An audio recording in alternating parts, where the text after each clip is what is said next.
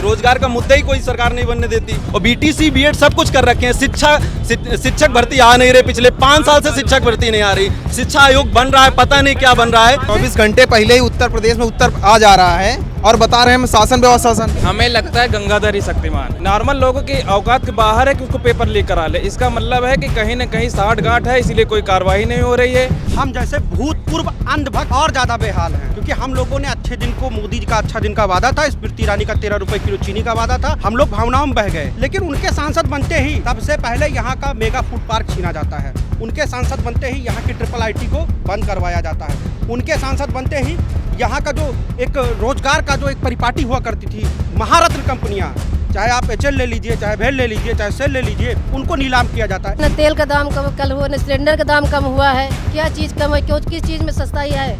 हर चीज़ तो महंगा है। अमेठी के अंदर तो सबसे ज़्यादा महंगाई है। उसकी नौकरी छीन ली जाती है लिख कर करके कि तुम हटो यहाँ से। क्यों उनके खिलाफ बोल? जनता के दिलों में जो है वो खुल के कह नहीं पा रही है, लेकिन अब की वो इलेक्शन में बताएगी कि क्या होने वाला है। भारतीय जनता पार्टी वो झूठ का पुलिंदा है। जब से ये सत्तासीन हुए हैं तब से केवल कांग्रेस द्वारा बनाई गई जो उनके द्वारा विकास कार्य हैं, इनका सीधा काम है कि कांग्रेस के पीरियड का कार्य को नाम बदल करके इन्होंने अपना नामकरण किया है। पिछले 10 वर्षों में मोदी जी ने जनहित के लिए कोई काम नहीं किया। आज किसान अपने हक के लिए, अधिकार के लिए लड़ाई लड़ रहा है और उसके ऊपर रबड़ की गोलियां चल रही हैं। अगर 24 में मोदी जी प्रधानमंत्री बन गए तो किसानों पे पीतल की गोलियां चलवाएंगे। यहाँ पे भाजपा ने कुछ भी नहीं किया है। सिर्फ उसने क्या किया, 400 के सिलेंडर को 1060 कर दिया। इन्होंने 10 साल में सिर्फ जुमले दिए हैं। आज किसान परेशान है, युवा परेशान है, महिलाएं परेशान है। आज कंप्यूटर, मोबाइल किसकी वजह से है? सबके एक छोटे से छोटे आदमी के हाथ में है। किसकी वजह से? अवेयरनेस किसकी वजह से? जितने भी कार्यक्रम है सब यहाँ बंद पड़े हैं, जितनी फैक्ट्रियाँ बंद पड़ी हैं। किसी किसान को, किसी हमारे युवा नौजवानों को कोई रोजगार नहीं है यहाँ पे। सब जितना है बंद करते चले जाओ। अरे रायबरेली की उपेक्षा क्यों करते हो? रायबरेली सबको जन्म देती है। जिस तरीके से अभी कोविड में आपने देखा कि सारे कहीं भी आपको कोई सुविधा नहीं थी किसी तरीके से।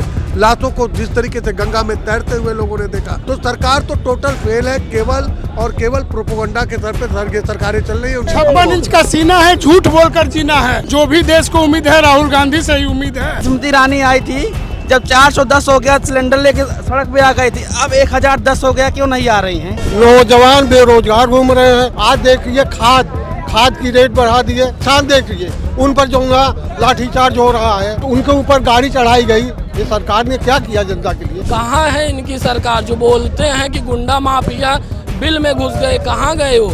इन्हीं तो हैं भैया, यही तो करा रहे हैं सब।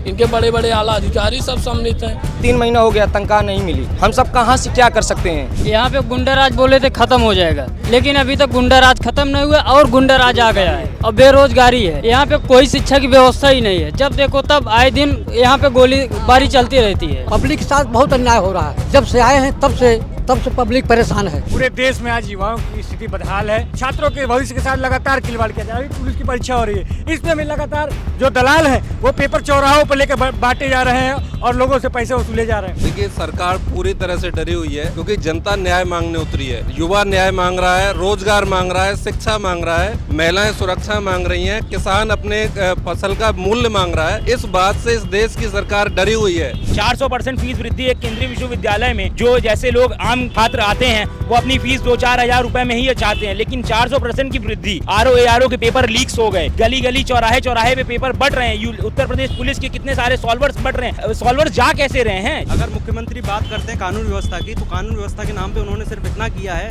कि हम अपने हक की लड़ाई अगर लड़ते हैं या अपना हक मांगते हैं तो बदले में हमको मिलता है मुकदमा। कानून व्यवस्था के नाम पे सरकार सिर्फ छात्रों पे जुल्म कर रही है, इसके अलावा कुछ नहीं कर रही है। रोजगार मान के सब चौपट कर देलन आके। बुनकर एकदम परेशान हन। बुनकरन का जो ना की भुखमरी आ गल। एक कानून बनौले जात बान, वही में जो ना की परेशान के लिए बान हमन के। अरे जनता के साथ अन्याय हो रहा है, गरीब के साथ अन्याय हो रहा है। अन्याय तो सबके साथ हो रहा है। महंगाई पर कोई ठिकाना नहीं। सड़क और रोड लाइन दिखाता है, ये कुल न दिखाता हमने की। भ्रष्टाचार सबसे ज्यादा बढ़ गया है इनके राज्य में। प्रधानमंत्री जी के किसानों को जो है मुआवजा सही रोड का नहीं मिल रहा है। अभी खाद बीज उर्वरक जो है महंगा मिल रहा है। ये रावणी राज है, को बदलना है देश के हित में।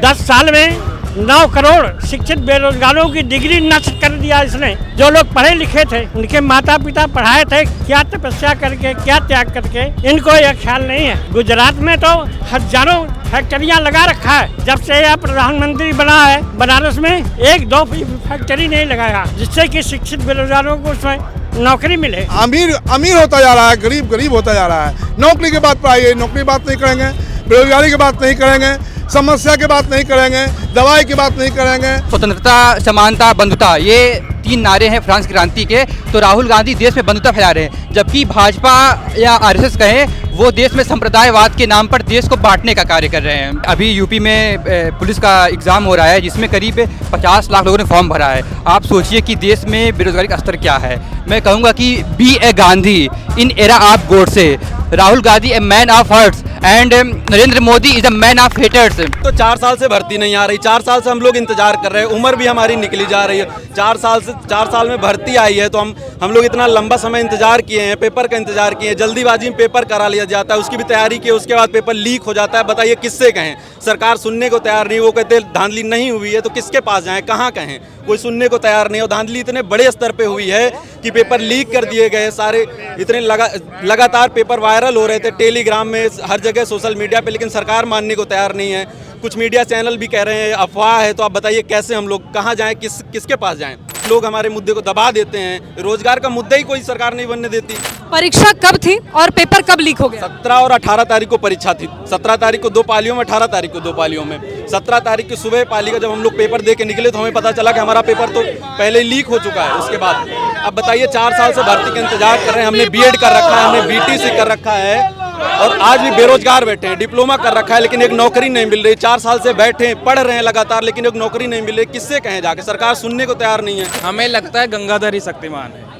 जो पेपर करा रहे हैं उसके पीछे कोई ना कोई लीक कराने के लिए नॉर्मल लोगों के, इतनी कड़ी व्यवस्था में नॉर्मल लोगों का ये मतलब कि नॉर्मल लोगों की औकात के बाहर है कि उसको पेपर लीक करा ले। इसका मतलब है कि कहीं ना कहीं साठ गांठ है, इसीलिए कोई कार्रवाई नहीं हो रही है। 17 की सेकंड शिफ्ट, 18 की सेकंड शिफ्ट का पेपर लीक हुआ, सब कुछ फैक्ट है, लेकिन कोई कार्रवाई नहीं हो रही है। क्या उनके ऊपर अगर बुलडोजर कार्रवाई मानने को तैयार, अगर बुलडोजर कार्रवाई हो रही है तो पेपर लीक कराने वालों के ऊपर बुलडोजर कार्रवाई होनी चाहिए, ताकि आगे कोई एग्जाम हो तो ऐसा मतलब कि उदाहरण पेश किया जाए कि आगे कोई पेपर लीक कराने के पहले उसकी पुश्तें कांप जाएं। ऐसा व्यवस्था, कानून व्यवस्था बनाई जाए। कभी आपने सुना कि उसका क्या कहते हैं, कोई एंट्रेंस एग्जाम लीक हुआ? कभी आपने सीडीएस एग्जाम लीक हुआ? कभी हम लोग नहीं सुनते हैं कि आईएएस का एग्जाम लीक हुआ, कभी नीट का एग्जाम लीक हुआ नहीं सुनते, एनडीए का एग्जाम लीक हुआ नहीं सुनते। लेकिन ऐसी संस्थाओं को पेपर दिलाने के लिए दिया ही क्यों जाता है जो पहले से उनके ऊपर आरोप लगे हैं? इसका मतलब कि उन्हें चाहते हैं कि पेपर लीक हो जाए। पेपर लीक होने के बाद प्रशासन की तरफ से कोई जवाब आया कि अब आगे क्या होगा इस पूरे प्रक्रिया में? कोई कमेटी बनाई गई है, उनको गिरफ्तार लगातार किया जा रहा है, उनके ऊपर दबाव बनाया जा रहा है कि अफवाह तुम लोग गलत फैला रहे हो। और ये जो कमेटी भी बनाई गई है मैम, पिछले एग्जाम को लेके नहीं बनाई गई है, ये कमेटी आने वाले एग्जाम के लेके बनाई गई कि उनमें हम शुचितापूर्ण कराएंगे। बच्चे पहले परीक्षा दे रहे थे, तैयारी की, उनका तो भविष्य बर्बाद हो गया। मैम हम लोग कहाँ जाएं आप बताइए ना?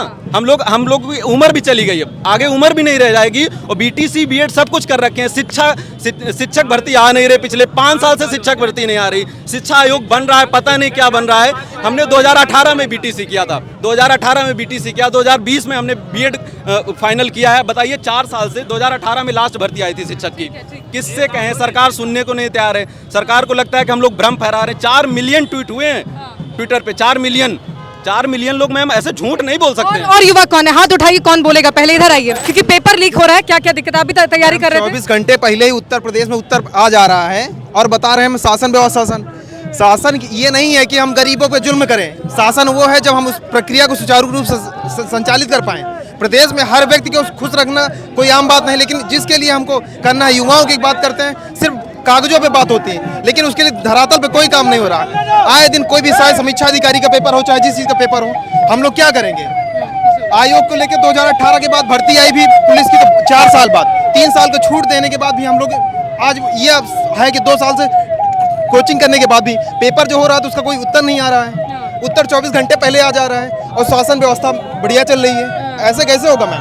महंगाई बहुत है बिटिया, न लड़के नौकरी पाए न चाकरी पाए, कुछ परेशानी है। का बताई, बहुत परेशानी है। और गैस सिलेंडर इतना महंगा हो गया है कि क्या बताई, न कोनो कमाई न कुछ नहीं। बड़ी परेशानी है बिटिया। बच्चन को नौकरी मिली है ना, हमको गैस सिलेंडर हमको नहीं मिला है। नहीं मिला है? नहीं, हमको नहीं मिला। बीजेपी तो कह रही है आवास दे दिए, शौचालय दे दिए, सिलेंडर दे दिए, सब दे दिए। शौचालय नहीं मिला हमको, आवास नहीं, हमको कुछ भी नहीं मिला है, कोई चीज नहीं मिली है। कहीं नहीं कम हुई बल्कि और ज़्यादा ही हुई है, बहुत ज़्यादा हो गई है। चीनी 13 रुपये किलो कह के गई थी, आज 42-44 रुपये किलो बिक रही है। गरीब जनता बेचारी खरीद नहीं पा रही है, चाय नहीं पी पा रही है एक टाइम की। क्या महंगा क्या सस्ता हुआ, कुछ भी नहीं, बल्कि और दुगुना तिगुना रेट बढ़ गया है सब चीज़ का। बल्कि यहाँ तक कि महिलाएं भी त्रस्त हैं, हम लोग कुछ बोल नहीं सकते हैं उनके बारे में। कैसे अगर कहीं मान लीजिए एक आशा को निकाल दिया जाता है नौकरी से, अगर वो कह देती है बेचारी 2 पैसे पाने वाली, उसकी नौकरी छीन ली जाती है लिख कर करके कि तुम हटो यहाँ से, क्यों उनके खिलाफ बोल दी हो। मैम ऐसे ऐसे यहाँ पे मुंह पकड़े जाते हैं कि जनता यहाँ की बोल नहीं पा रही है और उन जनता के दिलों में जो है वो खुल के कह नहीं पा रही है। लेकिन अब की वो इलेक्शन में बताएगी कि क्या होने वाला है। न तेल का दाम कल हुआ, न सिलेंडर का दाम कम हुआ है। क्या चीज़ कम है, क्यों किस चीज़ में सस्ताई है? हर चीज़ तो महंगा है। अमेठी के अंदर तो सबसे ज़्यादा महंगाई है। और रही बात जो है स्मृति ईरानी को, स्मृति ईरानी आज तक हम लोगों से न मिली है, न हम लोग ने उनको देखा है, न उनको जानते हैं कि कब आती हैं, कब अमेठी से कब जाती हैं। न गरीब आदमी के पास जब आएंगे तभी गरीब आदमी जानेगा उनको, बड़े आदमी के पास तो गरीब आदमी जा नहीं सकते। और रही बात हम लोगों की, हम लोग गरीब आदमी हैं, दुकान चलाते हैं, ना तो हमारे सबके पास मकान है, ना हम लोग के पास खेती है, ना हम लोगों के पास जो है और कुछ मतलब ऐसा चीज़ है जिससे हम कमा खा सकें। और ना हमारे बच्चों के पास कोई शिक्षा है, ना कोई नौकरी है। 4 बच्चे पढ़ लिख के घूम रहे हैं, आज तक उनको नौकरी कहीं मिलती नहीं है और न कोई नौकरी मिलने वाला है। स्मृति ईरानी झूठ कहती हैं कि काम हम करेंगे, किया है उन्होंने काम यहाँ। जब काम करती तो आज परेशानी क्यों होती हमारे बच्चों को? हमारे बच्चे कहीं ना कहीं लग जाते हैं। एक लड़कियों को 4 साल हो गया बीटीसी करके बैठी है, एक लड़का को आज 3 साल हो गया बीटीसी करके बैठी है, कोई बीएससी करके बैठा है, कोई एमएससी करके बैठा है, आज तक कहीं रोजी रोटी नहीं है। ना ऐसा अमेठी के अंदर कोई नौकरी करने वाला कि प्राइवेट नौकरी करके कमा खा ले बच्चे, कोई फैक्ट्री हो या कोई और कोई काम करने वाला हो। क्या है रोजी रोटी अमेठी के अंदर? अमेठी के अंदर कुछ भी है तो नहीं। पढ़ाई लिखाई करने के बाद बच्चे मजदूरी थोड़ी करेंगे, न फड़ुआ चलाएंगे, न वहाँ दिहाड़ी करने जाएंगे। क्या करके खाएं बच्चे हमारे? कुछ कह रही थे आप राहुल जी के बारे में? जी हम कह रहे थे कि जो यहाँ पे राहुल जी लाए थे, हमारे सांसद जब थे, ट्रिपल आईटी थी और मेगा फूड पार्क था, जो वो लाने वाले थे कि गरीब आदमी रोजगार पाएगा, वो सब तो सारा खींच के अमेठी से उठा ले गई। अमेठी एकदम कंगाल कर दी। अमेठी को दिया क्या? अमेठी कंगाल हो गया है क्या? अमेठी एकदम कंगाल हो गया, एकदम रो रहा है, बेहाल है। अमेठी का आवाम जो है बेहाल है। हम जैसे भूतपूर्व अंधभक्त और ज़्यादा बेहाल हैं, क्योंकि हम लोगों ने अच्छे दिन को, मोदी जी का अच्छा दिन का वादा था, स्मृति ईरानी का 13 रुपये किलो चीनी का वादा था, हम लोग भावनाओं में बह गए। हम लोग मोदी को वोट कर दिए 2019 में। लेकिन अब जो है न्याय के लिए हम राहुल भैया के साथ हैं, ग्राउंड पे है, ज़मीन पे हैं, उनके साथ हैं। हमने स्मृति ईरानी को सिर्फ टीवी चैनलों पे देखा था, हमने कभी रियलिटी में नहीं देखा था, लेकिन टीवी चैनलों पे हम देखते थे। स्लो मोशन में कुछ कार्यक्रम उनका वगैरह आता था, हम भी बचपन में देखा करते थे, तो लगता था हाँ कोई होंगी, ठीक है। हम उसी भावना में बह करके वोट कर दिए। हमने लगा था कि विकास होगा, लेकिन उनके सांसद बनते ही सबसे पहले यहाँ का मेगा फूड पार्क छीना जाता है। उनके सांसद बनते ही यहाँ की ट्रिपल आईटी को बंद करवाया जाता है। उनके सांसद बनते ही यहाँ का जो एक रोजगार का जो एक परिपाटी हुआ करती थी, महारत्न कंपनियाँ, चाहे आप एचएल ले लीजिए, चाहे भेल ले लीजिए, चाहे सेल ले लीजिए, महारत्न कंपनियाँ होती थी, उनको नीलाम किया जाता है। एचएल कोरबा का यहाँ का एक विद्यालय है, उसको प्राइवेट दे दिया इन्होंने। सेल को इन्होंने नीलाम कर दिया। भेल की 3 यूनिटें चलती थी, वहाँ उसमें से 1 यूनिट बंद करके 2 यूनिट कर दिया। अब भेल घाटे में जा रही, घाटा दिखा करके उसको बंद करेंगी स्मृति ईरानी और भारतीय जनता पार्टी। यहाँ के नौजवान किसान जो है परेशान है। 17,262 स्मृति ईरानी जी के आंकड़े हैं कि आवारा पशु अमेठी जनपद में टहल रहे हैं। ये उन्होंने बाकायदा डीएम को चिट्ठी लिख करके कहा था कि इसको बंद करवाइए। लेकिन आप अमेठी में आज भी घूम लीजिए, प्रतिदिन 2, 4, 5 दिन में अखबार में लिख करके आता है आवारा जानवर से टकराने के बाद युवक की गई जान। मतलब लोगों के चिराग तक बुझ रहे हैं और स्मृति ईरानी सिर्फ अमेठी का पर्यटन करने में व्यस्त हैं। अमेठी में नवनिर्मित फार्म हाउस का उद्घाटन करने में व्यस्त हैं। आप इतनी शिकायत क्यों कर? राम मंदिर तो बनवा दिया, राम मंदिर बनवाया ना। भक्त हैं इसलिए कहते हैं कि राम वोट दिया था स्मृति ईरानी को, इसलिए शिकायत है। और राम मंदिर में हमारे बाप दादा परदादा, हमारी हजारों पीढ़ियां राम मंदिर, राम में आस्था रखने वाली थी। हम भारत के हिंदू हैं, भाजपा के हिंदू नहीं हैं। और बार बार जाकर के राम मंदिर में भव्य जाकर के शीश नवाएंगे, उसमें जाके दर्शन पूजन करेंगे। हम भाजपा के हिंदू नहीं, हम भारत के हिंदू हैं। हमारी आस्था श्री रामचंद्र में, हमारी आस्था भारतीय जनता पार्टी की छलावे वाली नीतियों में नहीं है। सारे दावे उनके झूठे हैं और भारतीय जनता पार्टी वो झूठ का पुलिंदा है। जब से ये सत्तासीन हुए हैं तब से केवल कांग्रेस द्वारा बनाई गई जो उनके द्वारा विकास कार्य हैं इनका सीधा काम है कि कांग्रेस के पीरियड का कार्य को नाम बदल करके इन्होंने अपना नामकरण किया है, जो ये जनहित में ठीक नहीं है। और आपने बात किया कि राम मंदिर वो सबके भाव में है और राम मंदिर एक आस्था का प्रतीक है। वो कोई भारतीय जनता पार्टी का वो अपना अलग है। हम लोग हिंदू हैं, भारत के हिंदू हैं। केवल हमको भारतीय जनता पार्टी की सर्टिफिकेट देने की कोई ज़रूरत नहीं है। ये अमेठी है, ये राहुल गांधी का घर है, ये राजीव गांधी का क्षेत्र है। यहाँ का हर नागरिक, हर नौजवान, हर माताएं बहनें सब लोग कांग्रेस के हैं। इस बार पता लगेगा स्मृति ईरानी को कितना पानी में है। हम लोग बिल्कुल सारे नौजवान सब लोग बिल्कुल तन मन धन से लगे हुए हैं। बस केवल राहुल गांधी का जो अरसे से जो उनका यहाँ आगमन होना था, आज राहुल गांधी हमारे बीच में आ रहे हैं। आप देख रहे हैं कि सड़कों पे अभी थोड़ी देर बाद अभी जगह नहीं मिलेगी। न्याय मिलेगा, अभी तक हमको न्याय नहीं मिल रहा है। अब राहुल गांधी की न्याय यात्रा निकली है, हमको न्याय मिलेगा। हमको मतलब कि पूरी जनता हिंदुस्तान की न्याय मिलेगा। देखिए, जो कुछ भी रायबरेली के अंदर है वो कांग्रेस की देन है। इससे पहले किसी ने कुछ किया ही नहीं। ये तो गांधी परिवार की गढ़ है। जहाँ आप खड़ी हैं, फिरोज गांधी की चौक कहलाई जाती है। ये जो गांधी परिवार है वो तो यहीं का जमना है, यहीं से तो जन्म हुआ है। तो इसको आप कहते हैं क्या नहीं हुआ? यहाँ पर सबको हुआ है। इसी में एक शेर याद आ गया, कहते हैं कि अपनी जान के दुश्मन को जान कहते हैं, अपनी जान के दुश्मन को जान कहते हैं, मोहब्बत की इसी मिट्टी को हिंदुस्तान कहते हैं। ये फिरोज गांधी का चौराहा है, ये सोनिया गांधी का चौराहा है, ये राहुल गांधी का चौराहा है, ये गांधी परिवार का चौराहा है, ये कांग्रेस के कार्यकर्ताओं को चौराहा है। रायबरेली में जो कुछ हुआ है सब पूरा राहुल गांधी जी का परिवार ने किया। राहुल गांधी जी का रायबरेली राहुल गांधी जी का परिवार है।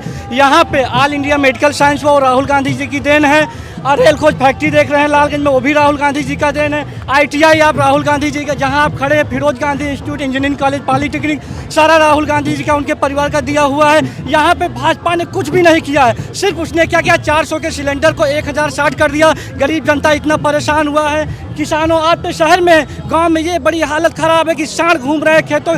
लोग जो है दिन भर शहर में मजदूरी करते, रात में खेत ताकते हैं। बहुत विषम परिस्थिति है भारत देश में। और जो ये राहुल गांधी न्याय यात्रा निकाल रहे हैं, हम सारे भारतीय लोग उनके पक्ष में हैं। और आने वाले 2024 में भाजपा को उखाड़ के फेंकेंगे, ये हमारा लक्ष्य है। भाजपा को उखाड़ फेंकेंगे। जो भी उत्तर प्रदेश में दिख रहा है, चाहे जिला अस्पताल हो, चाहे पशु अस्पताल हो, कचहरी हो, थाना हो, कोतवाली हो, सब कांग्रेस ने दिया है। इन्होंने 10 साल में सिर्फ जुमले दिए हैं। आज किसान परेशान है, युवा परेशान है, महिलाएं परेशान है। हर आदमी न्याय की उम्मीद राहुल गांधी से करता है और ये उम्मीद पूरी होगी 2024। रायबरेली की जनता के लिए एक बहुत बड़ा गॉड गिफ्ट होने जा रहा है। यहाँ पे एक नहीं 2 पार्लियामेंट, राज्यसभा और लोकसभा का अगले उसमें 2024 में यहाँ यही से घोषणा होगी। और मैं आज आपके चैनल के माध्यम से कहना चाहता हूँ कि 2024 में नरेंद्र मोदी सरकार इस बात से बिल्कुल बेफिक्र हो जाए कि गद्दी खाली करने की तैयारी हो गई है। राहुल जी प्रधानमंत्री बनने जा रहे हैं। मैं एक स्वतंत्रता सेनानी का पोता हूँ और रायबरेली के प्रथम अध्यक्ष का पोता हूँ। और मैं कहना चाहूँगा, जो मैंने देखा है गांधी परिवार का, मोतीलाल नेहरू जी से लेकर और आदरणीय राहुल गांधी जी तक, जिसने देश के प्रति, जिस परिवार ने अपनी आहुति दे दी, आज आप ये लिए हुए हैं, किसकी देन है? औद्योगिक क्रांति के जनक आदरणीय राजीव गांधी जी रहे। आज कंप्यूटर, मोबाइल किसकी वजह से है? सबके एक छोटे से छोटे आदमी के हाथ में है। किसकी वजह से? अवेयरनेस किसकी वजह से? रशिया से मास कम्युनिकेशन करके, और मास कंप्यूटर्स कौन लाया? राजीव गांधी जी लाए। अवेयरनेस किसने बढ़ाई? आज कहते हैं क्या किया 70 सालों में? 70 सालों में तुमने जो उन्होंने 70 सालों में किया उसे तुमने बेचा, सिर्फ बेचा और कुछ नहीं किया तुमने। आज आदरणीय सोनिया गांधी जी ने रायबरेली के लिए जो किया था, मैडम, हम लोगों को 900 बेड दिए गए थे एम्स में और 600 बेड कर दिए गए। ये क्या है? और मैं ये एक बहुत बड़ी चीज कहता हूँ कि देखिएगा, ये न्याय यात्रा धज्जियां उड़ा देगी बीजेपी सरकार की। ये रायबरेली कुछ नहीं था, इसकी नींव रखा पंडित जवाहरलाल नेहरू ने। वो भी यहाँ आए थे, महात्मा गांधी भी रायबरेली आए थे। उन्होंने जो नींव रखी उसको फिरोज गांधी ने आगे बढ़ाया। उसके बाद जब से इंदिरा गांधी आई यहाँ से, तो यहाँ के फैक्ट्रियों की लाइन लग गई। जैसे किसानों के लिए उन्होंने चीनी मिल दिया, व्यापारियों के लिए, श्रमिकों के लिए सूती मिल दिया, कारपेट की गलीचे की फैक्ट्री लाइन लग गई थी, लेकिन इन सरकारों ने, विरोधी सरकारों ने उनको बेचते मिल भी चीनी मिल भी बिक गई, मतलब पूरा बिक गया। उसके बाद सोनिया गांधी आई। सोनिया गांधी ने इस जिले को एक नई पहचान दी। इंदिरा गांधी के ज़माने में ऊंचाहार में थर्मल पावर आज पूरे भारत का 1 नंबर का थर्मल पावर है। और सोनिया गांधी ने यहाँ एम्स दिया, रेल कोच दिया और रायबरेली का इतना विकास किया, ये डबल लाइन दिया है लखनऊ से ऊंचाहार होते हुए प्रयागराज। लेकिन इस 10 साल पहले की स्कीमें आज भी पूरी नहीं हुई हैं। 4 लाइन सड़क जो है सोनिया गांधी के टाइम पे पैसा रिलीज हुआ, आज भी अभी पूरी नहीं हुई। रायबरेली के साथ सौतेला व्यवहार किया है। जितने भी कार्यक्रम है सब यहाँ बंद पड़े हैं, जितनी फैक्ट्रियाँ बंद पड़ी हैं, किसी किसान को, किसी हमारे युवा नौजवानों को कोई रोजगार नहीं है यहाँ पे। सब जितना है बंद करते चले जाओ। अरे रायबरेली की उपेक्षा क्यों करते हो? रायबरेली सबको जन्म देती है। राहुल गांधी को अमेठी से पैदा किया, इन्होंने अपना परिवार लेके यहाँ से शहीद हुए सभी कोई, उसका भी ध्यान रखा जाए। यहाँ पर जो भी आज दिख रहा है, जो कांग्रेस की समय का वो है सब किया हुआ, आज नहीं कुछ हुआ है। जो भी है देश में है, चाहे ये क्षेत्र में जो भी हुआ है कांग्रेस की, आज सोनिया गांधी और राजीव गांधी और इंदिरा गांधी का ये देन है। जो आज राहुल जी लेकर चल रहे हैं यात्रा, जो उन्हीं की ये सब किया हुआ है। उनको प्रधानमंत्री बनाने का हम लोग सपना देख रहे हैं, वही है प्रधानमंत्री एक बार है, हमको उम्मीद नहीं है। 56 इंच का सीना है, झूठ बोलकर जीना है। जो भी देश को उम्मीद है राहुल गांधी से ही उम्मीद है। मोदी जैसे झूठे आदमी से कोई उम्मीद नहीं है। छात्र भी सुन ले, किसान भी सुन ले और व्यापारी भी सुन ले, मोदी केवल झांसा देने वाला व्यक्ति है, मिलना कुछ नहीं है। इसीलिए गांधी, राहुल गांधी ले आओ, देश को बचाओ। मोदी जी सिर्फ धर्म की राजनीति करते हैं बस। सारी संस्थाएं, सुप्रीम कोर्ट, ईडी, सीबीआई, जितनी संस्थाएं हैं सबको तोड़ दिया इस आदमी ने। सांप्रदायिक सौहार्द बिगाड़ दिया। गरीब को अमीर से, हिंदू को मुसलमान से, सिख को ईसाई से लड़ाने का काम इसने किया है। सौहार्द बना रहे इसके लिए कि भारत मजबूत होगा, इसके लिए हमारी नेता स्वर्गीय इंदिरा गांधी ने शहादत दी एकता के लिए। इसी को लेकर के राजीव जी की हत्या कर दी गई। आज उसी परंपरा को राहुल बढ़ा रहे हैं कि हमारा देश एक रहे, हिंदू, मुस्लिम, सिख, ईसाई ये सब आपस में भाई भाई। हम सांप्रदायिक सौहार्द बिगड़ने नहीं देंगे। कांग्रेस ने शुरू से ही एकता और अखंडता पे ध्यान दिया। उसने कभी जो है भाई से भाई को लड़ाने का कार्य नहीं किया और हमें सत्ता ऐसा चाहिए भी नहीं जिसमें एकता और अखंडता, जिसमें देश का जो है वो सम्मान गिरे। हमें ऐसा वो सत्ता चाहिए भी नहीं। हमने कभी जो है हमने काम किया रोजगार पर, हमने काम किया अंतिम व्यक्ति को कैसे जो है मुख्य धारा से जोड़ा जाए, शिक्षा पर, स्वास्थ्य पर हमने ध्यान दिया और हमने पहुंचाया भी अंतिम व्यक्ति तक। आज जिस तरीके से अस्पतालों में दवाइयाँ, जिस तरीके से अभी कोविड में आपने देखा कि सारे कहीं भी आपको कोई सुविधा नहीं थी किसी तरीके से। लाशों को जिस तरीके से गंगा में तैरते हुए लोगों ने देखा, तो सरकार तो टोटल फेल है। केवल प्रोपोगंडा के सर पे सरकारें चल रही है। उनके कुछ लोग जो है, चंद लोगों को भ्रमित करके अब ये आवाज़ अंतिम व्यक्ति तक नहीं पहुंच पा रही है। वही कार्य हमारे राहुल गांधी कर रहे हैं। भाजपा जब से आई है धर्म और धंधा दोनों चौपट हो गया है। सबको सोचना पड़ेगा इसके लिए। पिछले 10 वर्षों में मोदी जी ने जनहित के लिए कोई काम नहीं किया। आज किसान अपने हक के लिए, अधिकार के लिए लड़ाई लड़ रहा है और उसके ऊपर रबड़ की गोलियां चल रही हैं। अगर 24 में मोदी जी प्रधानमंत्री बन गए तो किसानों पे पीतल की गोलियां चलवाएंगे। और वही कांग्रेस थी जब शासन था देश में, कांग्रेस सरकार थी 2008 में, पूरी तरीके से पूरे किसानों का कर्जा माफ किया था मनमोहन सिंह की सरकार ने। आज किसान एमएसपी पे गारंटी मांग रहा है, मोदी जी गारंटी नहीं दे रहे हैं। सिर्फ केवल झूठ बोलने की गारंटी है मोदी जी की। और मैं भारत के प्रधानमंत्री को चुनौती देना हूं कि अगर उनके हिम्मत है तो रायबरेली से चुनाव लड़के दिखाएं। उनकी रायबरेली की जनता, कार्यकर्ता जमानत जब्त कर देगी। माननीय राहुल गांधी जी के स्वागत के लिए हम सभी युवा लोग यहाँ पर खड़े हुए हैं। डॉक्टर भीमराव अंबेडकर की तस्वीर आप लेकर आए हैं उनके लिए। स्थिति यहाँ पर कानून की, संविधान को लगातार कुचला जा रहा है। स्थिति क्या है, उम्मीद क्या है राहुल गांधी से? राहुल गांधी से उम्मीद यही है कि वो जो है न्याय व्यवस्था बहुत अच्छा करेंगे और अभी जो भी ये बीजेपी की सरकार में जितनी भी व्यवस्थाएं हैं, रोजगार हो और बेरोजगारी सब चरम सीमा पर है, तो एक आस है कि माननीय राहुल गांधी जी आएंगे और हम लोगों की आवाज़ आगे ले जाएंगे, हम लोगों को रोजगार दिलाएंगे। राहुल गांधी भैया 24 में एकदम खुलेआम जीतेंगे और जितना मेरे ड्राइवर भाइयों हैं यूनियन में, मैं सब खुलेआम वोट दूंगा और राहुल भैया के एकदम खुलेआम जिताएंगे और अच्छी तरह जिताएंगे और 24 में एकदम हाँ खुलेआम। क्योंकि हम सब ड्राइवर 3 महीना हो गया, तनख्वाह नहीं मिली। हम सब क्या स्टूडेंट करते हैं, आप ड्राइवर साथ आई होगी, क्या ड्राइवर जान के गलती करता है? आप बताओ, नहीं करता है ना। ड्राइवर के लिए कितना बड़ा करे हैं गलती, हम सब कहाँ से क्या कर सकते हैं? हाँ बताते हैं रोड टूटी है, सब टूटा है, टूल टैक्स पूरा लेते हैं, हम सब क्या कर सकते हैं बताओ? ड्राइवर जान के गलती नहीं करता, 10 साल की सजा, 7 लाख रुपये हम कहाँ से देंगे? या तो राशन से रद्द कर दो, हम सब नई गाड़ी चलाएंगे। डायरेक्ट राशन से रद्द कर दो, हम सब अपना घर भीख मांग के खा लेंगे।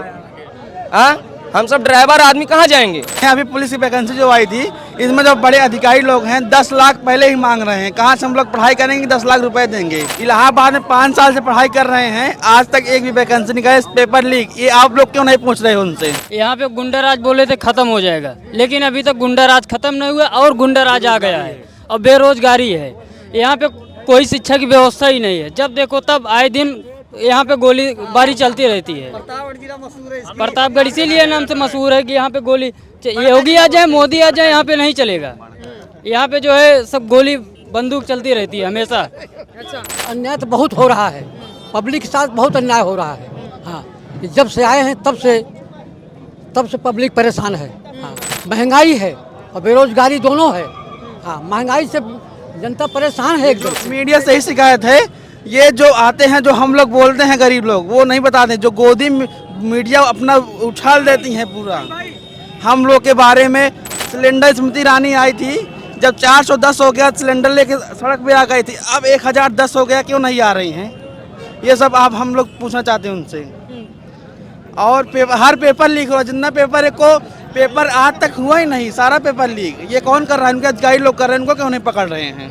नौजवान बेरोजगार घूम रहे हैं, किसान अपनी खेती की रखवाली कर रहा है, चौकीदारी कर रहा है, और हम लोग परेशान हैं, बेरोजगार हैं, संविदा पे काम करते हैं, ठेकेदारी हुआ है, रोज बेरोजगार होकर हम लोग भटक रहे हैं। और खेती आज देखिए, खाद की रेट बढ़ा दिए हैं, और खेत की बांझ बल्ली लगा करके किसान आज रात भर जो ना ठंडी में और बरसात में अपनी खेत की रखवाली कर रहे हैं। बीजेपी भारतीय जनता पार्टी ने क्या किया हम लोगों के साथ में? क्या किसान देख लीजिए, उन पर जो लाठीचार्ज हो रहा है किसान के ऊपर है, उनके ऊपर गाड़ी चढ़ाई गई। क्या हुआ? ये सरकार ने क्या किया जनता के लिए? उम्मीद यही है राहुल गांधी से कि जिस तरीके जब गांधी निकला है तब तक आंधी आई है, अब फिर गांधी निकला है, फिर आंधी आएगी। ये जिस तरीके के लोगों ने राजपाट बना रखा है, ईवीएम के जोर पर, गुंडागर्दी के जोर पर, अराजकता के जोर पर, सारी सोशल मीडिया के जोर पर जिस तरीके से इन्होंने बना रखा है, वो उम्मीद है कि बहुत ज़्यादा हम लोगों की उम्मीदें जुड़े हैं राहुल जी से। इस तरीके की यात्रा एक दूसरे को जोड़ने में काम आएगी, एक दूसरे की एकता में काम आएगी, एक दूसरे की समरसता में काम आएगी, और उम्मीद है कि ये सरकार जरूर से जरूर पलटेगी और फिर से सही राम राज आएगा। समस्याएं हैं, देखिए आज के यहाँ युवा और किसान चाहिए, यहाँ किसान भी परेशान है, युवा भी परेशान है। युवा बेचारे गरीब घर से हैं, अपना घर त्याग के, अभी ले लीजिए उत्तर प्रदेश नियर अबाउट जब चुनाव आया 5 साल बाद ये वैकेंसी दी, उसके बाद क्या हुआ, बेचारे अपने घर से वनवास हो गए, पढ़ाई लिखाई किए, बाद में क्या हुआ, जो नहीं पढ़े उनको नौकरी मिले, पेपर लीक हो जाए। इनका भी आरओ का परीक्षा हुआ, वो भी पेपर लीक हुआ। आए दिन कहाँ है इनकी सरकार? जो बोलते हैं कि गुंडा माफिया बिल में घुस गए, कहाँ गए वो? इन्हीं तो हैं भैया, यही तो करा रहे हैं सब। इनके बड़े बड़े आला अधिकारी सब सम्मिलित हैं। बिल्कुल अब की बार युवा और किसान राहुल गांधी के समर्थ में, एक ऐसे ये नेता हैं जो युवाओं और किसानों के समर्थ में है। और अब सत्य है मैडम ये कि चलिए गए, जिस ओर जवानी चलती है उस ओर जमाना चलता है, वही है माननीय राहुल गांधी जी। इस बार पूर्ण बहुमत से उत्तर प्रदेश में सरकार बनेगी। मैं जूनियर बार का अध्यक्ष हूँ प्रतापगढ़ का, रोहित शुक्ला। वकीलों की सबसे बड़ी समस्या एक है, अधिवक्ता प्रोटेक्शन एक्ट नहीं लागू हुआ है। दूसरी समस्या है कि जो जूनियर अधिवक्ता हैं उनको स्टाइपेंड मिलना चाहिए, तीसरे 60 साल के ऊपर जो अधिवक्ता हैं, सारी व्यवस्था हैं सबकी, शासन ने किया, लेकिन अधिवक्ता के लिए कोई व्यवस्था नहीं। उनको भी 60 साल के जो बेचारे वृद्ध हो जाते हैं, कोई तनख्वाह नहीं रहती, उनको मिलना चाहिए एक पेंशन। और सबसे बड़ी समस्या अधिवक्ताओं को बैठने की, पेयजल की और स्वास्थ्य सुविधा और संचार व्यवस्था ये नहीं है। सुरक्षा तो है ही है यार, सुरक्षा हम लोग कर लेते हैं, सुरक्षा की कोई चिंता नहीं, लेकिन जो बुनियादी चीज़ें हैं ये होनी चाहिए। मैं इसीलिए राहुल गांधी जी को आज एक ज्ञापन दूंगा कि अधिवक्ताओं के इन बुनियादी समस्याओं का आप निदान कराने की करें व्यवस्था। राहुल गांधी से बहुत उम्मीद है, जैसा कि समस्या जो है वो हमारे अध्यक्ष जी बता चुके हैं। मैं भी पूर्व अध्यक्ष रहा हूँ जूनियर बार का, और हम लोग आज राहुल जी के स्वागत में यहाँ खड़े हुए हैं और पूरी तरीके से उनसे न्याय की उम्मीद है और न्याय के लिए लड़ रहे हैं, और हम लोगों को विश्वास है कि हम लोगों को न्याय मिलेगा। ये हम लोगों ने कई बार भारतीय जनता पार्टी के सामने इस तरह की मांगें रखी हैं, लेकिन उस तरफ से कभी भी कोई ध्यान अधिवक्ताओं के हित में नहीं दिया जाता है। और सरकार की तरफ से तो एक रणनीति बनाकर अधिवक्ताओं का लगातार दमन किया जा रहा है पूरे प्रदेश में।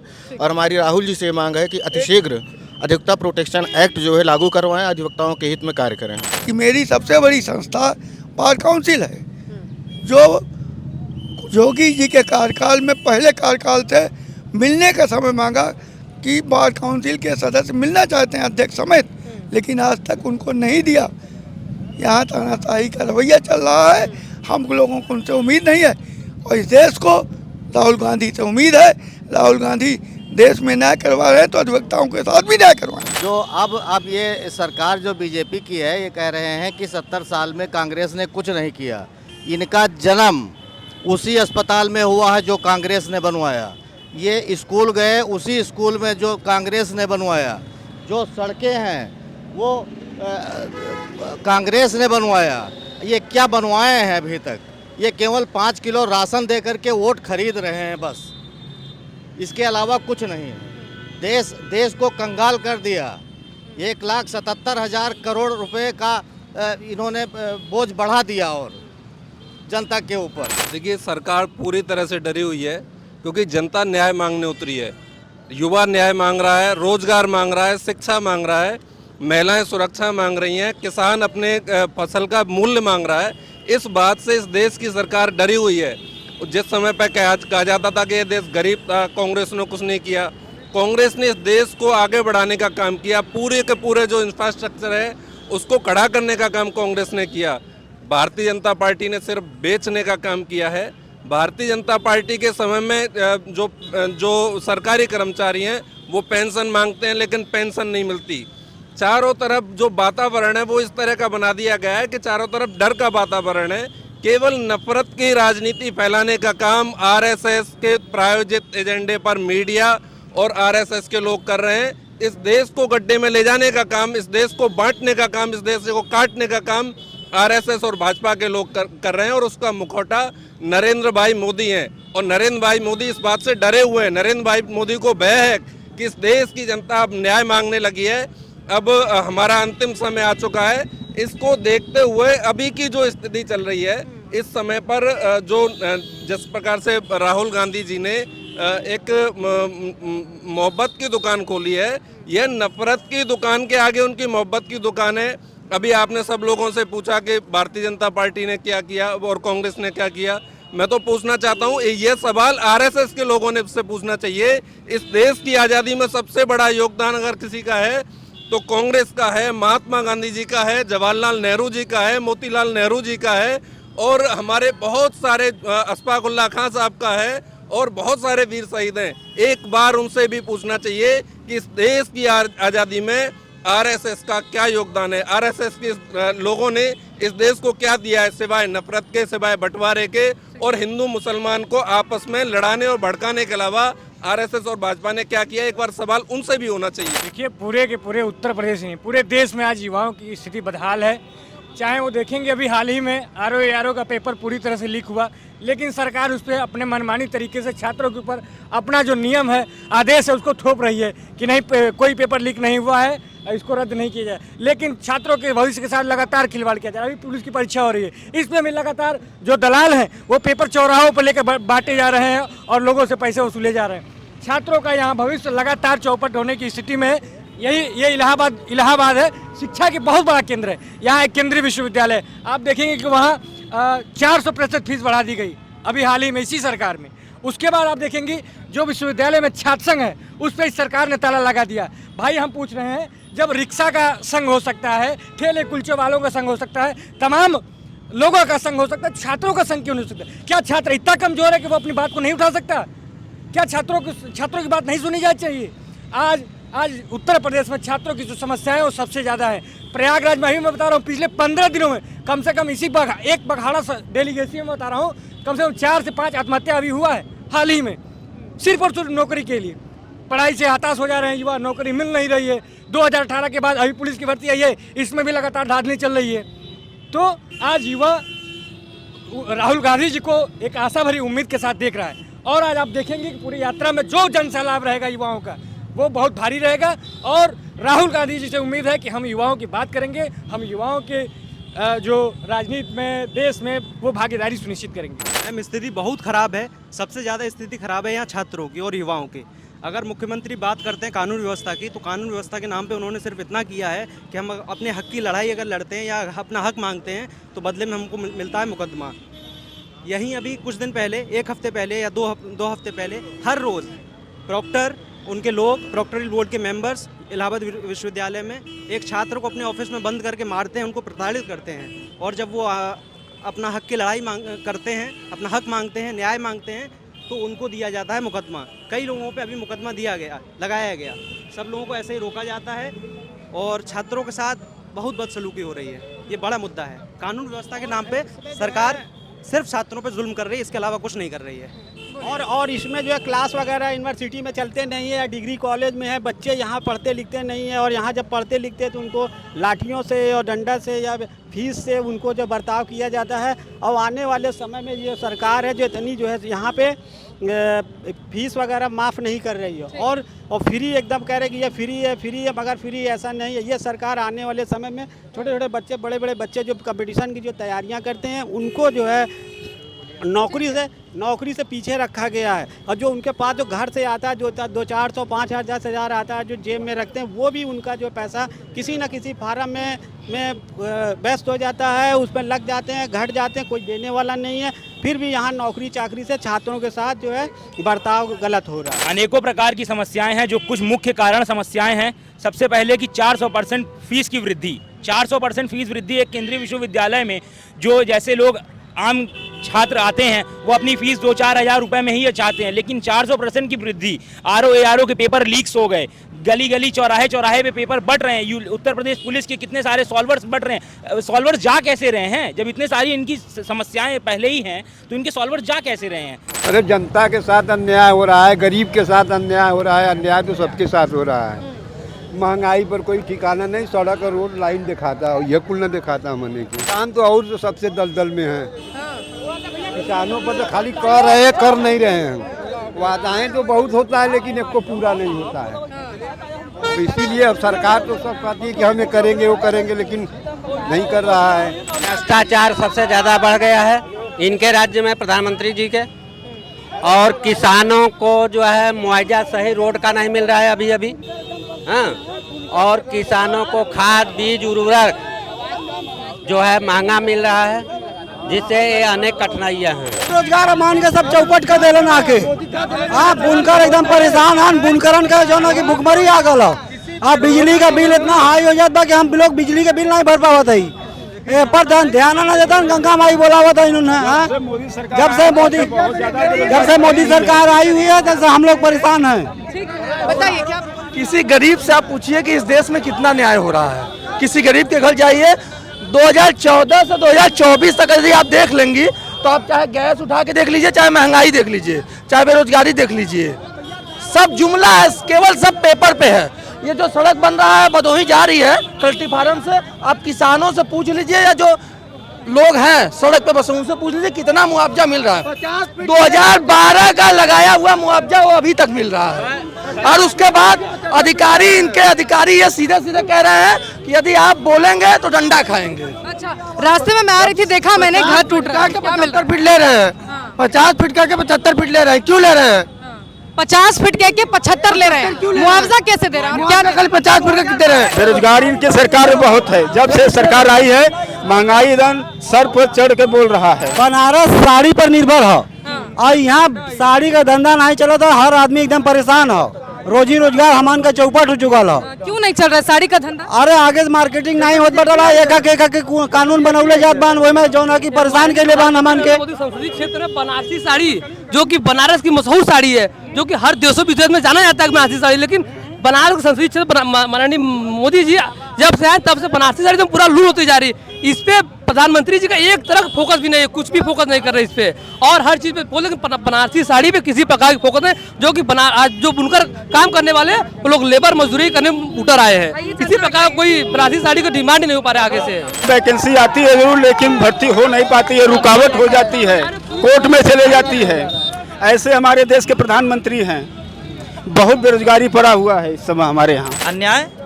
अन्याय नौजवानों को रोजगार नहीं मिल रहा है, किसानों को सही दाम नहीं मिल रहा है, श्रमिकों को काम नहीं मिल रहा है, महिलाओं पे बेटियों पे अत्याचार हो रहा है, उनको न्याय नहीं मिल रहा है। अन्याय तो 1000 तरह कर रही भारतीय जनता पार्टी, और अन्याय का सबसे बड़ा उदाहरण है कि आर्थिक अपराध हो रहा है, और ये सारे अपराधी पूरे देश के खजाने को लूट रहे हैं।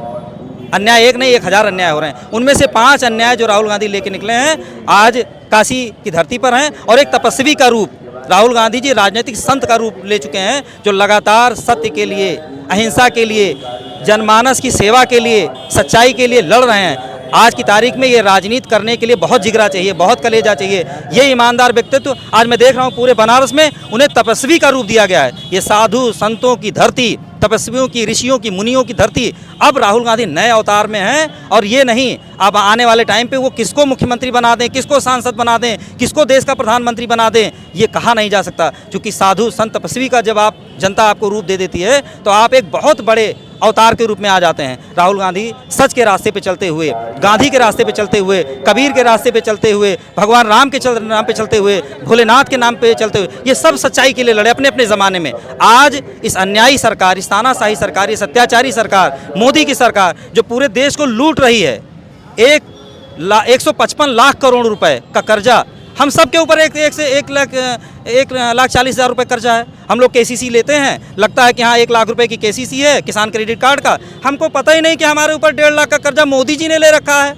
मोदी जी अपने व्यवसायी मित्रों को, खासकर अडानी को माला माल कर रहे हैं और पूरे देश को भिखारी बना रहे हैं। हम लोग लगातार राहुल गांधी जी के नेतृत्व में जनता को समझाने की कोशिश कर रहे हैं कि भैया नींद से जागो, नींद से जागो, नहीं आने वाले समय पर हमारी आपकी आने वाली पीढ़ियां हमको आपको दोषी मानेंगी, हमको आपको गरियाएंगी, शुद्ध रूप में समझिए गाली देंगी कि हमारे पीढ़ियों ने नशे में, चाहे वो नशा किसी भी चीज़ का नशा हो, अतिवाद किसी चीज़ का खराब होता है, चाहे वो धर्म का अतिवाद हो, चाहे वो धन का अतिवाद हो, चाहे वो किसी भी तरह का अतिवाद हो, अतिवाद कर रही है भाजपा। और भाजपा का अंत सुनिश्चित है 2024 में, क्योंकि जो इंडिया गठबंधन बना है, उत्तर प्रदेश में जो पीडीए की बात हो रही है, पिछड़ा दलित अल्पसंख्यक और समझदार उच्च वर्ग के लोग भी, सामान्य वर्ग के लोग भी हाथों हाथ राहुल गांधी को ले रहे हैं। और खासकर पढ़े लिखे लोग राहुल गांधी जी को इस समय जननेता मान चुके हैं, और काशी की धरती ने उन्हें तपस्वी का नाम दिया है। ये तपस्वी आने वाले समय पर इस पूरे हिंदुस्तान को सही दिशा में लेके जाएगा,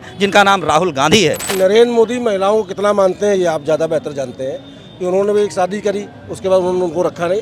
उत्तर प्रदेश के बनारस BHU में जो घटना घटी, उनके ही कार्यकर्ता थे जिनकी फ़ोटो नरेंद्र मोदी, योगी आदित्यनाथ उनके साथ उनकी फ़ोटो आती रही, वो प्रचार करते रहे।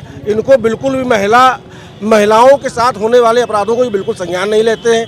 आपने सुना होगा, इन्होंने जो देश में कोई चाहे मुसलमान हो चाहे हिंदू हो, राम राम चलता था, उसमें कोई हिंदू मुस्लिम की बात नहीं थी।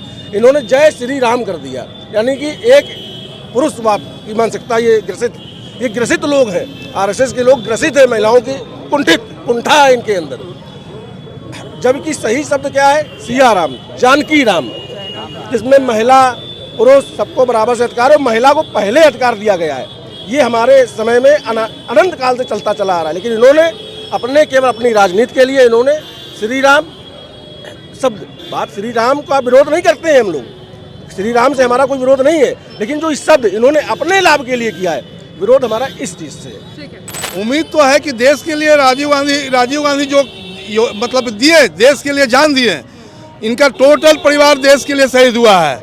ये बता दिए इनका कौन परिवार आज तक शहीद हुआ है जो मोदी जी का है। ये शुरू से अंग्रेज का दलाल थे, आज भी दलाल हैं। और इनके दो दोस्त हैं, एक गरीब को मार रहे हैं, अमीर होता जा रहा है, गरीब होता जा रहा है। नौकरी की बात पर आइए, नौकरी की बात नहीं करेंगे, बेरोजगारी की बात नहीं करेंगे, समस्या की बात नहीं करेंगे, दवाई की बात नहीं करेंगे, और इनको सिर्फ झूठ बोलना है। देख रहे हैं ईडी सीबीआई लगा के पूरे देश की जितने भी मतलब जो विपक्षी दल है उनको ये लोग जेल में भेज के आनंद करना चाहते हैं, और पूंजीपति के हाथों देश को बेचना चाहते हैं। रेल बिक गया, सारा देश का हर हवाई अड्डा बिक गया। इससे पहले भी हम लोग देखे थे, राजीव गांधी के समय में हम लोग सपना देखे हुए थे। राजीव गांधी कहाँ से कहाँ पहुँचा, उनका लड़का सपना पूरा करने जा रहे हैं। हम लोग उनका बधाई देते हैं। आज बनारस की धरती पर हम भी आए पूजा करने के लिए, और हमको बहुत खुशी हुआ कि राहुल गांधी से मिलेंगे। मैं BHU का विद्यार्थी हूँ, हिस्ट्री ऑनर से मेरा है। मुझे पता है कि अभी यूपी में पुलिस का एग्ज़ाम हो रहा है, जिसमें करीब 50 लाख लोगों ने फॉर्म भरा है। आप सोचिए कि देश में बेरोजगारी का स्तर क्या है। मैं कहूँगा कि be a Gandhi in era of Godse, Rahul Gandhi a man of hearts and Narendra Modi is a man of haters. Rahul Gandhi Nyay Yatra कर किस लिए कर रहे हैं? देश में बंधुता है, स्वतंत्रता, समानता, बंधुता, ये 3 नारे हैं फ्रांस की क्रांति के। तो राहुल गांधी देश में बंधुता फैला रहे हैं, जबकि भाजपा या RSS कहें, वो देश में संप्रदायवाद के नाम पर देश को बांटने का कार्य कर रहे हैं। न्याय यात्रा मैं जनपद सिद्धार्थनगर से यहाँ आया हूँ, काशी विश्वनाथ की धरती पे। मैं जनपद सिद्धार्थनगर, राहुल जी की जो न्याय यात्रा है उसका सबसे बड़ा कारण ये, दिखाइए कैमरे की तरफ। इन्होंने 1 डिस्ट्रिक्ट 1 प्रोडक्ट के नाम से हमारे जनपद के किसानों को काला नमक, हमारे ज़िले का प्रोडक्ट है काला नमक धान, काला नमक चावल के बारे में आपने सुना होगा। ये उस प्रोडक्ट के लिए हमारे किसानों ने पैदावार किया। इसका दाम महंगा है, किसानों की क्या लागत लगती है आपको पता है, और ये चावल बिक नहीं रहा है। जिसके ये चीज़ मैं राहुल गांधी जी को बताने के लिए यहाँ आया हूँ। और दूसरी चीज़, न्याय यात्रा में राहुल जी के जो 5 पॉइंट हैं वो तो सब जानते हैं, लेकिन इस 5 पॉइंट के पीछे कितने पॉइंट हैं अगर आप जोड़ना चाहेंगे तो मुझे लगता है कि हज़ारों ऐसे पॉइंट्स हैं जो इस पॉइंट के ज़रिए हम उसको कवर कर सकते हैं। तो इस न्याय यात्रा के ज़रिए जागरूक होना बहुत ज़रूरी है। अगर इस न्याय यात्रा के देखते हुए, समझते हुए अगर हमारे देश की जनता जागरूक नहीं हुई तो निश्चित है, मुझे ये लगता है कि आने वाले समय में देश फिर से गुलाम हो जाए। गांधी आएंगे, देश का भविष्य उज्जवल होगा, और यह 10 साल में देश अंधकार में डूबा हुआ है। तानाशाही राज चल रहा है, निर्दोषों को फंसाया जा रहा है, ईडी का दुरुपयोग किया जा रहा है, CBCID सब इनके हाथ में है। यहाँ तक कि सुप्रीम कोर्ट तक जो है इनका पक्ष ले रहा है। ये रावणी राज है, इसको बदलना है देश के हित में। 10 साल में 9 करोड़ शिक्षित बेरोजगारों की डिग्री नष्ट कर दिया इसने। जो लोग पढ़े लिखे थे, उनके माता पिता पढ़ाए थे, क्या तपस्या करके, क्या त्याग करके, इनको यह ख्याल नहीं है। गुजरात में तो हजारों फैक्ट्रियां लगा रखा है, और जब से यह प्रधानमंत्री बना है बनारस में 1-2 फैक्ट्री नहीं लगाया जिससे कि शिक्षित बेरोजगारों को उसमें नौकरी मिले। एक दूध की फैक्ट्री ज़रूर लगाया है, लेकिन उसमें बाहरी लोगों को ही भर्ती दिया। ये सब गलत काम किया है, इसको बदलना ज़रूरी है। बेरोजगार छात्र हैं, हम बिहार से आए हैं यूपी पुलिस का एग्ज़ाम देने। बिहार में भी पूरा बेरोजगारी है, कोई सुध लेने वाला नहीं है। भारत में बेरोजगारी, ALP का वैकेंसी 80,000 सीट खाली है, और वैकेंसी मात्र 5600 सीट पे आई है।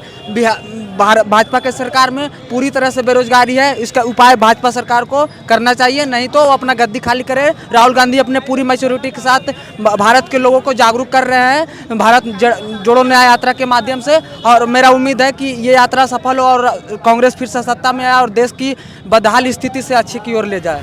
न्याय का हक मिलने तक।